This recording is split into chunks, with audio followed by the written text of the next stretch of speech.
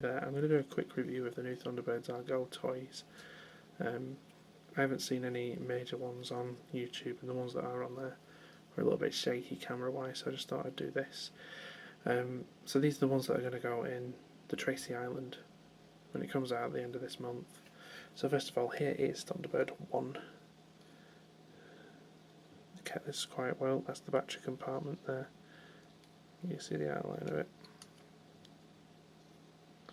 Tailing on there, and the thrusters at the end. Now, all these vehicles have sounds and features, so Thunderbird 1 naturally has extending wings.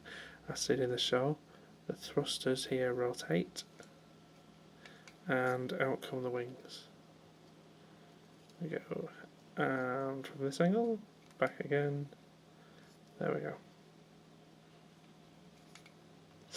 The sounds are activated by the button here, and they seem to be in like a random order, they're not on a proper order. So here is the sounds in whatever order they come on. Seems to be an engine noise. Thunderbird 1 is away. Rear International Rescue. FAB, I'm on it. Thunderbird 5, we're going in. Rear International Rescue. Thunderbird 1 is away. I think that's all of them. Seems to be about 5 there. So that is Thunderbird 1. Thunderbird 2. FAB, I'm on it. They seem to randomly talk as well without you pressing buttons. They tend to just press, like as if you're pressing them. This is Thunderbird 2, a smaller version of the large one. Still as detailed though. Button for activating sounds is the number 2 on the top, which is also the access hatch. So it's quite well disguised. Number 2's engine noise there. FAB, Scott.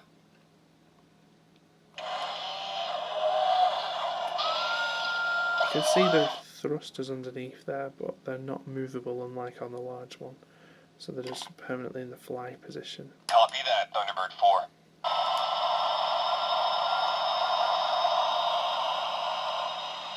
Copy that, Thunderbird 4. They seem to be a bit random, these sounds, as I say. FAB, Scott. The wings fold up freely. Again, unlike on the large Thunderbird 2 where the wings controlled the legs, that's not the case here. So the wings fold This up is again. Thunderbird 2, mission complete. I'm on my way home. And there we go again, randomly talking. As I was saying, these are movable freely and not controlled in the legs. The leg buttons are like on the older style Soundtech ones here, just above the wings, but again concealed quite nicely. So press them 2 buttons there and out pop the legs.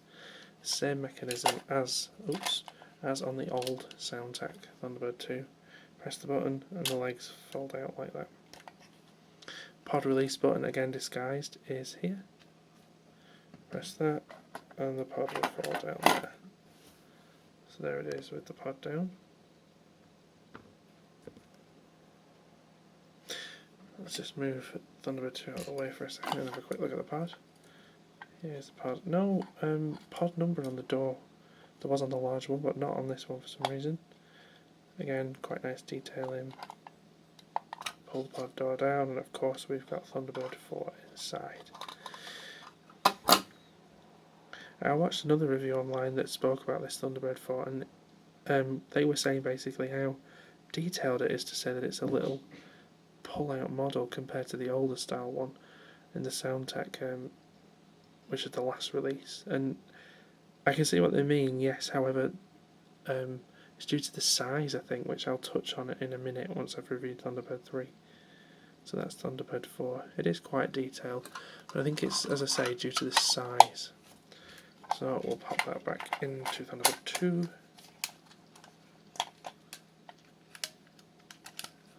There we go, and that is Thunderbird 2.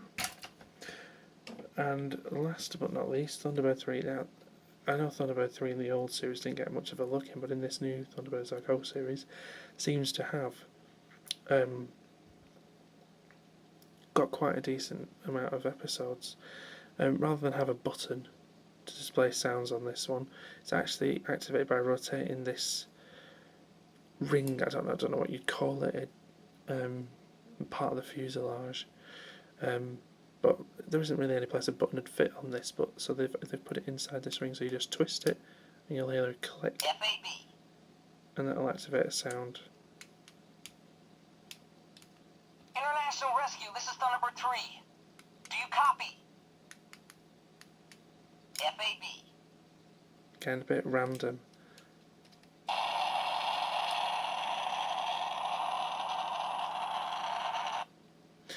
Now, again, it has features, as seen in the new Thunderbirds. Thunderbird 3 actually features grappling arms that extend out from here. So to activate it, Rescue, this is Thunderbird 3. randomly talking again, pressing this main bit here lets the prongs fling out. Once they've sort of flinged from the main fuselage, if you extend the bits on the end, like that, and there we go. Thunderbird 3 has extending arms, which are quite cool. I do quite like the idea, as how else would it sort of interact with things in space. So yeah, no, that's quite a nice idea. And then they just click back into place like that. There we go. Thunderbird 3. That's the 4 vehicle pack. There isn't a Thunderbird 5 out just yet, but I'm sure there will be at some point. Fingers crossed. Now, I touched on a minute ago about size. Now, this, again, main view, is the Thunderbird 1.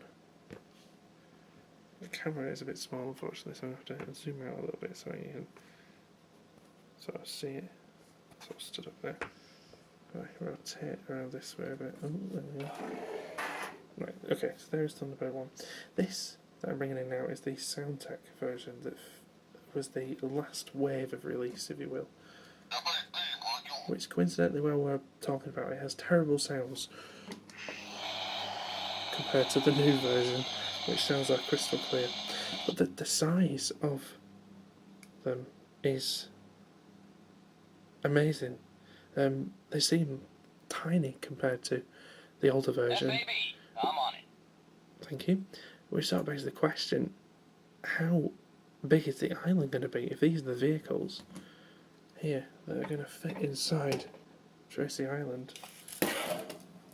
Then how big is the island going to be? Because this is the size of the vehicle that fit, sort of just about fitted inside the Soundtech Tracy Island.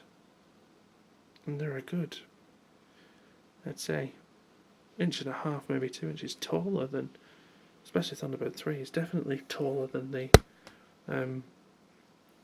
predecessor, as it were. So, the island, which comes out at the end of this month, might be definitely something to look forward to, as it's going to be huge, which also probably poses a bit of a problem for collectors, as where are they going to put it? I know myself, I'm going to have to find a shelf somewhere.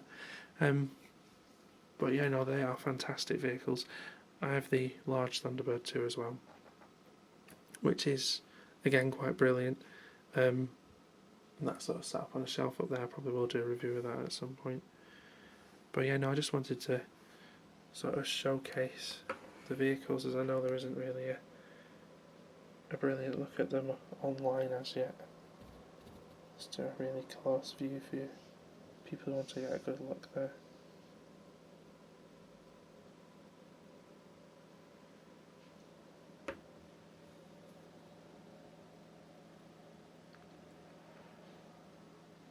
There we go. I'm not an expert toy reviewer, but thank you very much for watching.